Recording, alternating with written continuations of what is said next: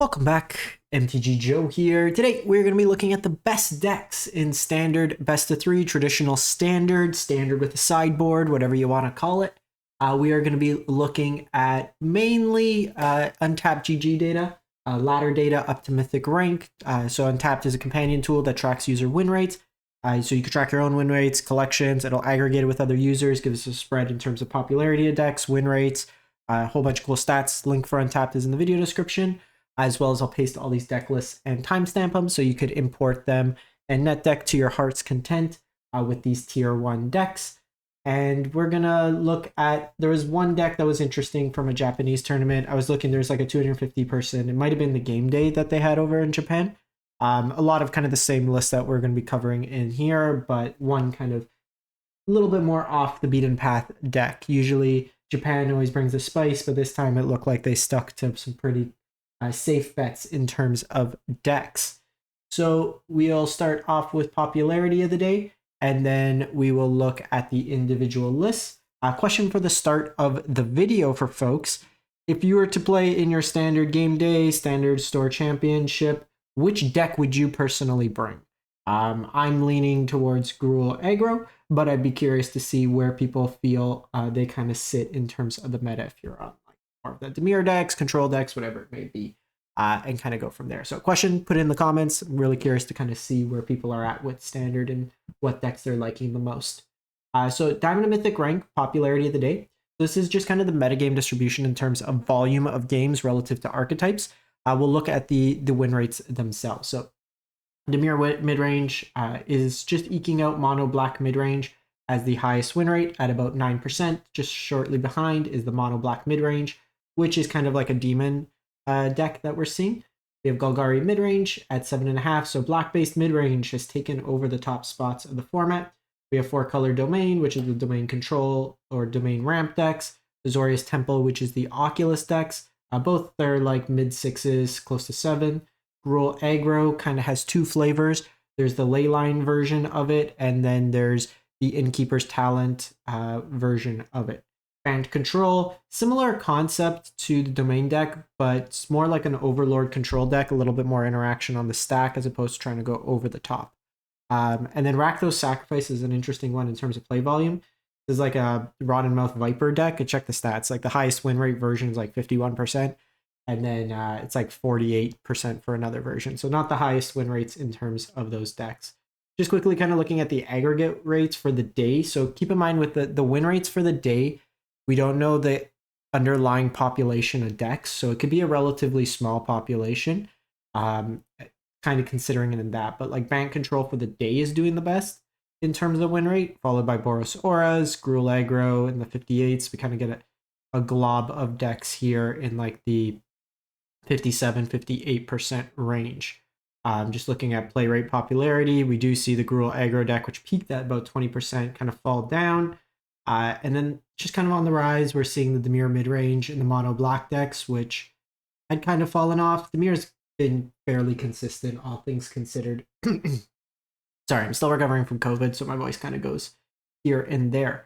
And we kind of see just like win rates over time. The Mono Black deck's been holding pretty strong, all things considered.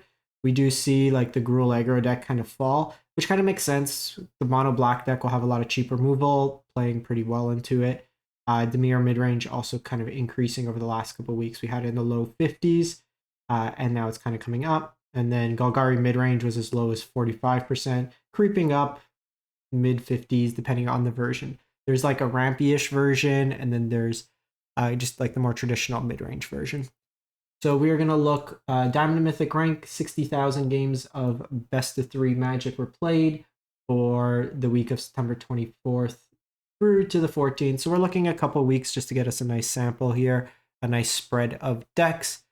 The Mono Black Midrange decks taking the highest spot, so a little bit lower sample size of games. So keep in mind too, when I talk about these percentages, their intent is to just kind of bucket it in terms of groups. With 35 games, 2 losses could have brought this down, an extra 5%. So there's larger swings when you have a population this small. The intent is to kind of group it in terms of, if a deck's putting up 80% over 35 games and the deck's putting 50% or 55%, then there might be something to it. There's also like factors like player skill, stuff like that. That's hard to kind of equate without having like a fixed sample of the same player playing the same or playing the different decks. So this deck here has a combo to it. It has two combos actually. So it's built around Bloodletter of Aclazotz. So basically, if your opponent loses life, they lose twice that much life. You hit them with Unstoppable Slasher, which halves their life. They basically lose the other half. Same with Russia Dead with the last mode. You can force them to lose half their life. You pair that with Unholy Annex, where since you'll have a demon with Bloodletter of Aclazotz, your opponent normally would lose 2 life. They would lose 4 life instead. You gain 2 life. So it kind of plays nicely in that regard. This card here, I've lost the most to in draft, it feels. It just always kicks my ass. You have some utility lands, Fountain Port Murex, and then it's just like mono black midrange. Cut downs, go for the throats, nowhere to run as a flash threat that also can get rid of hexproof as well as ward abilities from your opponent's creatures. Deep Cavern Bat eats away at their hand, Caustic Bronco for some card advantage as well, with like Preachers, Lilies scattered in. Duress for hand hate, nowhere to run is more removal, same as Edict. Come Back Wrong could be used against high impact ETB style threats. So the Overlords all have strong ETBs, Atraxa, Itali, stuff of that nature. Withering Torment, Enchantment Hate out of Mono Black, Leyline for Graveyard Hate, and Gix Command. The one personal thing I would say, I think if you're not playing 4 Leylines, you're better off just playing Ghost Vacuum, because you have like a lower chance of drawing the Leyline in your opener just by playing 2. And it's not like Rest in Peace that like eats away at the whole graveyard when it comes to play. It would only do subsequent stuff. So you kind of lose on some of that. I would probably just play Ghost Vacuum, I think. The other card you could potentially look at, while you do have some small creatures, you might want to look at like Withering Torment or any of the 3 mana sweepers for like the token style decks. Dimir Midrange, just a shade under, 0.3%. 59 games for this one here.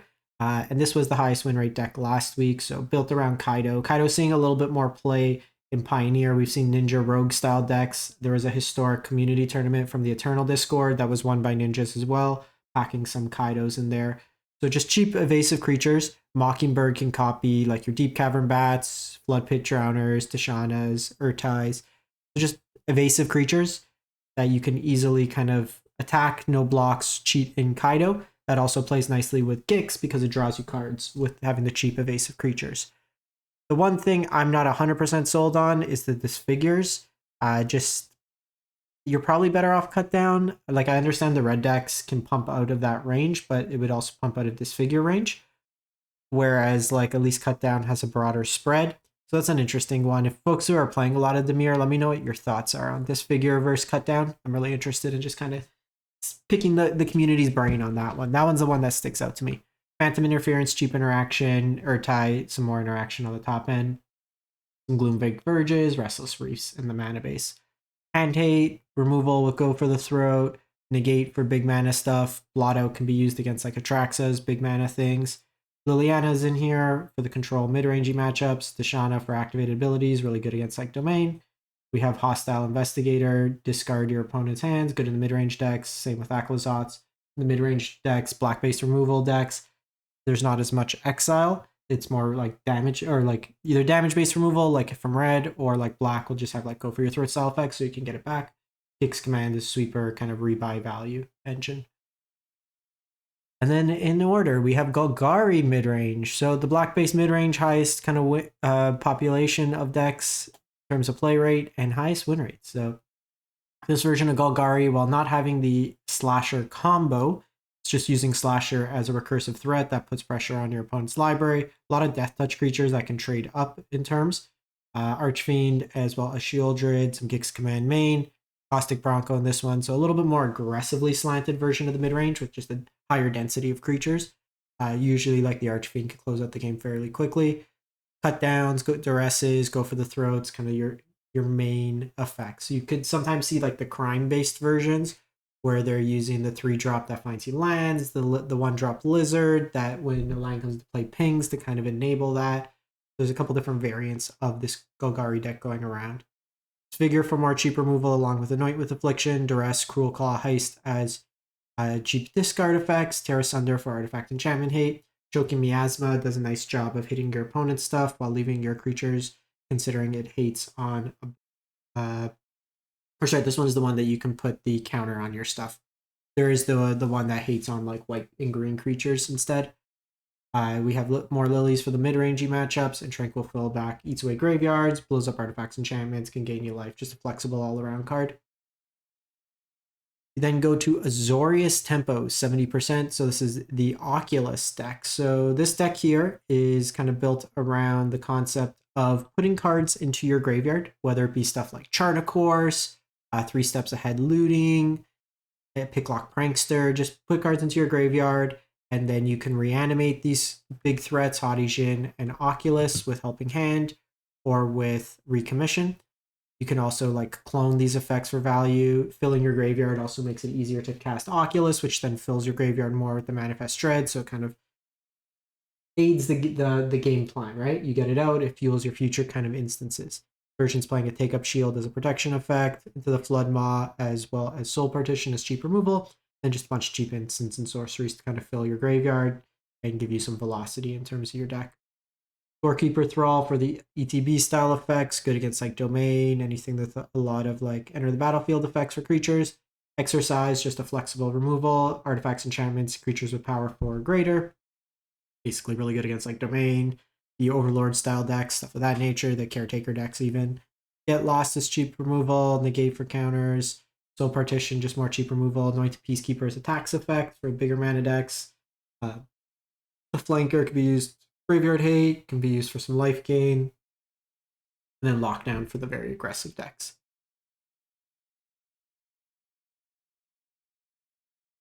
Sorry about that. My voice kind of cut out. So we have Gruul Aggro, just a shade under 70%. So with the Gruul Aggro decks, there's kind of 2 versions of it.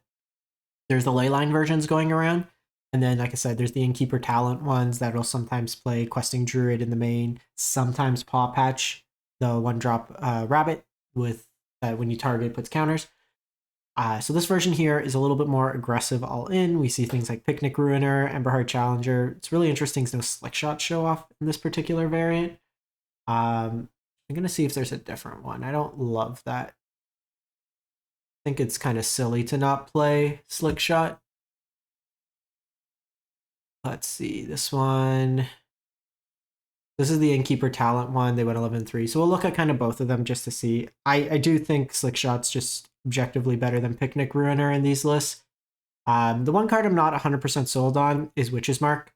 So it's got a high kind of ceiling, but a very low floor. So if you may discard a card. If you do, you draw a card, and then you create a Wicked roll and target a creature. So it would double with the Leyline. But late game, these Gruul decks tend to be hellbent fairly often because you play through your cards pretty fast. If you draw this with no other card in hand, you can't actually cast it. So it has both the requirement of having an extra card in hand while also having a creature to double it up. So I just don't love that value of it. And it's also a sorcery speed, 2 mana. Like, I can understand the want of having card advantage. It's just not necessarily the most ideal card for me in that respect. But it's basically a red-based aggressive deck like we see the Leyline decks. Green main board gives you access to Snakeskin Veil. And then post-board, we have Torch Towers, Obliterating Bolts, cheat removal. Green gives you access to Paw Patch Formation, which can deal with like Atraxas, enchantments. You'll sometimes see Pick Your Poison scattered in there. Questing Druid for card advantage, or a Brass Forge. So like the grindier matchups, you can bring these cards in, kind of remove some of your pump effects if they're going to be heavy removal. So like the other version, this one's from John Coles, but there's a lot on like MTGO, stuff like that. So this version here is on the Innkeeper's Talent variant. 2 Questing Druids, we see the Slick Shots. So not as reliant on the Leyline. You still have some of your aggressive pump effects, but you also have Manifold Mouse. Lots of ways to trigger the Valiant. Give kind of double strike, Embercleave style vibes. You got some Restless Ridgeline in the mana base as well. Ghost Vacuum for Graveyard Hate, Pick Your Poison, and Paw Patch Recruit Split, cheap removal, Scorching Shot as just 5 damage removal, and then some Urbrass Forge in the sideboard. I think I'd be inclined to play a little bit more of this version. I think it's a little bit, it's iffy because like the Leyline version has higher damage output, but a lot more dead cards. It can pump out damage a lot quicker, but this one's a little bit more resilient, I would say. Just having like the Innkeeper's Talent, the Manifold Mice can give you 2 bodies. I would probably start with this one and then maybe try the Leyline, but I'm also the guy who has every version of these Gruul, Rakdos, red-based Leyline decks in paper ready to go. So there is the Rakdos version as well, 68%. So this one here, again, with the ley lines, Slick Shot, Callous Sellsword to kind of throw the damage. This one's like probably the most all-in of them. Just really playing into that regard of just throw your creatures down, try to spack face, deal as much damage as possible. A lot of similarities with the list. I don't like playing Emberheart Challenger in the side. Either play it main or don't play it at all. Because the thing is, with these decks, post-board, your opponent's going to bring in more removal, like cut downs, temporary lockdowns, stuff of that nature. I would rather play more Forges. I would rather just kind of play an extra line in the sideboard and then play like 3 Forges to kind of deal with that. Just kind of attack at a different angle. All right, mono white control, mono white token, 68%. So kind of an evolution on the Caretaker's Talents decks, moving away from the red. So Caretaker's Talent, Enduring Innocence, just crazy draw engines in these decks, lots of cheap token makers, whether it be Carrot Cake, Sanguine Evangelist, Bezas, Archangel Elspeth. So you just kind of keep filling your hand with cards. Soul Partition, Lay Down Arms, Get Lost is a bunch of cheap removal, Sunfall on the top end, Utility Lands, and Fountain Port. You'll notice a couple elegant parlors in here to make red mana for the Immodane's Recruiter in the sideboard. This was kind of some tech that the domain decks were doing for the mirror. So in these big mana kind of mid-rangey battles, you just make a board and then you can haste everything out that turn to try to push through a lot of damage. Smite for cheap removal, Rest in Peace for Graveyard Hate, Lorn for Artifact Enchantment Hate, Lockdown for aggressive decks, Bringer Valkyrie for the aggressive decks, just to have a big life linker in play. Then go to Boros Auras, 67%. So this version here, there's no not Vantages. What's the name? It's gonna bother me now. Verges. There's no Verges in Boros, so you gotta play Thram Portal. So kind of similar concept to the other red aggressive decks, but this one's using Auras. So Emberheart Challenger and Heartfire Hero can also trigger Valiant from your enchantments. The big ones are Sheltered by Ghosts, which could be removal, as well as adding Ward, Lifelink to help with the races. Shard Mage's Rescue as a protection effect, Manifold Mouse, Embercleave style effects. You have Ruckus, Ethereal Armor. The Optimistic Scavenger can distribute counters. Also playing Ossification as cheap removal in the deck. And Natali's Flavor can help you kind of cascade afterwards into any of these effects. Smites as removal, Destroy Evil, Enchantment, and Big Thing Kill. Invasion of Gobekhan as kind of a Thoughtseize style effect, and it can be Protection, Rest in Peace for Graveyard Hate, or Brass Forge. So this version, I really like the sideboard. It's really clean attacks. Your aggressive stuff, your mid-rangey stuff, control that stuff, and then the grindier elements come in. Then go to Gruul Delirium, 67%. So this here, a different type of Gruul aggressive deck. So you are trying to get at least 4 types into your graveyard, and then by doing so, you get rewarded. So things like Wildfire Wickerfolk comes in as a 4/3 trample. It's also 2 creature types. Fear of Missing Out can get you an extra combat step. Ominous Flytrap puts counters on things. So kind of some value there. So you're playing different types of cards. So Patrick Beastweed fills your graveyard, artifact creature. Flowstone Infusion. This one's an interesting one. Like I said, I'd probably rather, I think we covered it last week, where I'd rather play Torture Tower in here, given that it's just an enchantment. You'll sometimes see things like Deadweight in these types of strategies, where it's removal that also goes to the graveyard from an enchantment type. Seed of Hope fills your graveyard. Synod Scout could fill your graveyard. Audacity is an enchantment that provides a lot of power, but then also can go into the graveyard and act as a type. Coyote can haste out these. Beastie Beatdown as a fight effect. With Delirium, you can put some counters, say its name, fills your guard, and then can cheat out Altenac, kind of mixed into there. Graveyard Hate, Artifact Enchantment Hate, cheap removal, go wide effects. You have Pyroclasm, Forge again, just a staple of the post-board decks for the red decks, and then Witchstalker Frenzy as removal. Go to 4-color Domain Control, which is basically, actually this one's more like 4-color. You'll sometimes see some of these domain decks strictly playing green-white and then just cheating into play Atraxa. This version here, you'll have a copy of Zur, which can animate any of your overlords or your like leyline bindings to attack in. Cheap removal early with Get Lost, temporary lockdown. Beans triggers off any of your overlords and pending costs. So turn 2 Beans, turn 3 Overlord draws you a card, gets you an extra land, gets you head on curve. Your Sunfalls, Overlord of the Mistmoors, Herd Migrations, Traxxas. So pretty stock in terms of that list there. The Caverns aren't just auto name Angel anymore. You could consider naming Avatar Horror for your Overlords as well. Strokes, countering, big stuff. Doppelgang for the mid-rangey decks. Domain Mirrors, you can just go over the top. Get Lost, negates, again, just countering bigger mana decks, control decks, stuff of that nature. Graveyard Hate, Artifact Enchantment Hate, Discard Hate. Nissa's really good in the mirror against any of the Caretaker Talent style decks. We then go to Bant Control. So Bant Control, similar concepts. We see the Beanstalks, we see the Overlords in here. We're also seeing Overlord of the Flood Pits included, 2 Mistmoors, no Atraxas, but your Leyline Bindings. Get Lost, Doppelgang Main, No More Lies, and then Insidious Fungus, just a flexible card early. Can ramp you, Artifact Hate, Enchantment Hate built in. Early aggressive decks, your counter spells for the bigger mana decks, Rest in Peace. Graveyard, temporary lockdown for aggressive decks. Ishana's for activated abilities. Elish Norn's good in the mirrors. Anything with like these ETB style effects. Then we go to a combo, Temur Storm. So this is built around Stormsplitter as well as Enduring Vitality. Enduring Vitality would allow Stormsplitter to tap for mana for the turn. So what you do is you cast the Stormsplitter, tap it for mana, cast one of these cheap instants. It gets you two creatures, and those can tap, and you just kind of use things like Say Its Name, Picklock Prankster, Cash Grab, just kind of keep chaining into more spells to give you an ever-expanding board of creatures. And then kind of win through that way there.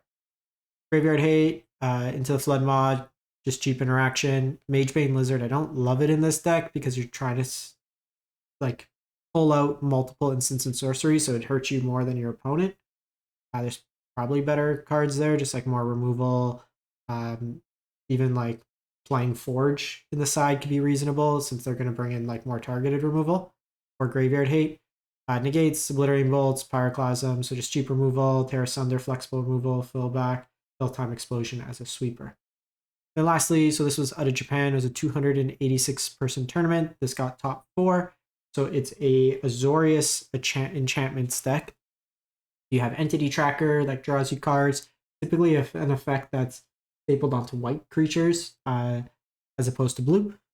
Gremlin Tamer, whenever an enchantment enters the battlefield, you get a 1/1 Gremlin. Glimmer gives you a cost reduction on your enchantments and unlock costs. Enduring Innocence draws you cards. Silent Hall Creeper. Unblockable, that can then copy stuff, draw you cards.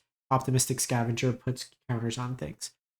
Faithlight gives hexproof, so it's kind of a flash protection effect. Sheltered by Ghost, again, just removal, protection, and Shardmate Rescue, so 6 protection effects. Excuse me. Hero Armor scales really nice, puts a bunch of power into play. You have Proph's Eidetic Memory. You're going to be drawing a lot of cards, so you get to put counters on things in there. Graveyard Hate, Lauren Artifact Enchantment Hate, Soul Partition, cheap removals. As far as Dispersals, cheap removal, along with Into the Floodmaw. Negates, Tidebinders, and then Kidnap can steal like your big things that are your opponents, the Atraxas, Overlords, stuff like that. That's it for the week. Let me know what you've been playing, what you've been enjoying, and we'll catch you next time. Thanks for watching.